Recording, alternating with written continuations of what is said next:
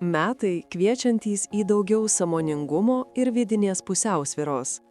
Tai laikotarpis, kai svarbu ne viską laikyti kontroliuojant, o išmokti pasitikėti savo ritmu ir energiją. Sausis. Metų pradžioje verta atidžiai įvertinti savo fizinę ir emocinę būseną. Per didelis aktyvumas ar bandymas viską kontroliuoti gali sukelti nuovargį ir sumažinti darbinį efektyvumą. Vasaris. Santykiai taps viena svarbiausių metų temų. Naudinga aiškiai įvardinti savo poreikius ir ribas, ypač jei jaučiate, kad per dažnai prisitaikote prie kitų. Kovas. Darbe ir kasdienėje veikloje svarbu vengti chaoso ir skubotų sprendimų. Klaidos ar nesusikalbėjimas gali pareikalauti daugiau laiko ir energijos. Balandis. Tai palankus metas tvarkyti dokumentus, planuoti trumpas keliones ar mokymus. Vis dėlto verta iš anksto numatyti atsarginius variantus. Gegužė.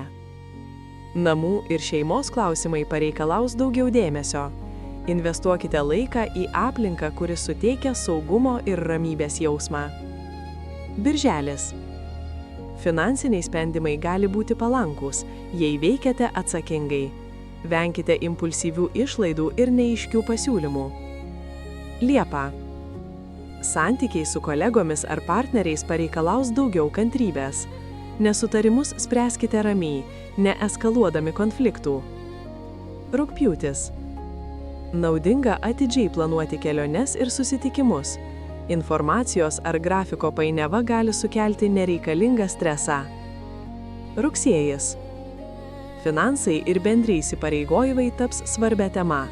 Peržiūrėkite sutartis ir venkite neapgalvotų sprendimų. Spalis.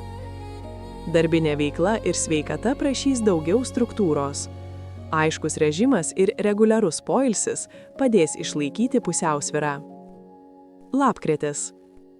Draugystės ir bendri projektai gali atnešti naudos. Svarbu aiškiai žinoti savo tikslus ir neperimti kitų atsakomybės. Gruodis. Metų pabaiga palanki ramiam apmąstymui ir lėtoms kelionėms.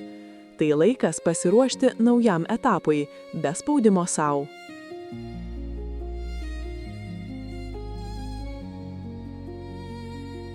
Tikiuosi, kad šis vaizdo įrašas suteikė jums naujų minčių ir padėjo geriau suprasti likimo ženklus.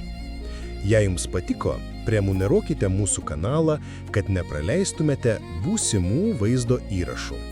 Ir spustelkite mygtuką patinka, jei norite mus palaikyti. Iki pasimatymo.